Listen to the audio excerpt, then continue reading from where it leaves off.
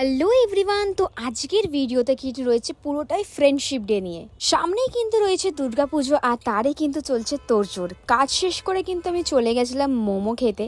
যেমন রাইসের সাথে চিলি চিকেন, তেমনই কিন্তু হলো মোমোর সাথে ফুচকাটা আমার কম্বিনেশন। আমি ভেজিটেরিয়ান, তাই রাস্তায় বেরোলে কিন্তু মোমো, ফুচকা, আইসক্রিম ছাড়া আমি কিছুই খেতে পারি না। সবাই একটু বড় হয়ে গেলে কিন্তু সময় আর কেউ বের করে উঠতে পারে না।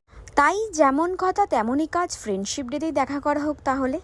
ফ্রেন্ডশিপ ডেতে বেরিয়ে কিন্তু আমাদের এই লিস্টে একই কম্বিনেশন ছিল। সব থেকে বেস্ট পার্ট হলো, আমরা যখন ঘুরতে বেরাই না, তখন আমি কিন্তু ভ্লগিং করি আর ওরা কিন্তু মারামারি করে।